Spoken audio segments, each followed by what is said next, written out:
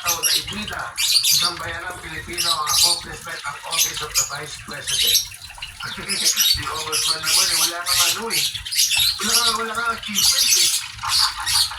Wala kang ibida eh. Kaya nag-away na lang eh. Pagkakataon na sana niyang patunayan sa Kongreso at sa sambayanang kung sino ang naging beneficiary ng kanyang mga socio-economic program. Ang nakakapagtaka sa kanyang budget ng 2023, 2024 at 2025 ay bakit sa National Capital Region lang nakalaan ang mga ayuda program niya. Bilang chairman ng House Committee on Metro Manila Development, nagtataka lang ako kung saan sa Metro Manila napunta ang bilyong pondo ng socio-economic program sa kanyang office. Alam niyo kung bakit sa Metro Manila lang? Diba alam niyo kung bakit Metro Manila lang pumasok yung socio-economic benefit sa Duterte sa OBP?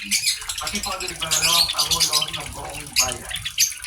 Sinayang din ang pangalawang Pangulo na ibida sa Kongreso at sambayanan kung ano o kung kanino nakipag-partner ang Office of the Vice President. Sa kanilang 2025 budget proposal, mayroong 970 na ito. Totoo ba ito lahat at verified ba?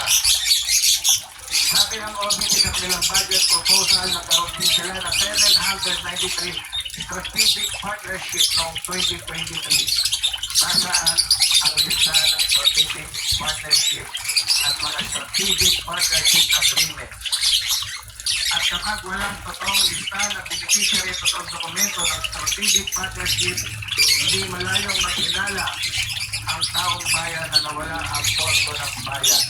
Ito para siguro at bilang pagtatapos, nais ko lang itong ipaalala sa mga botante sa Maynila at sa buong bansa.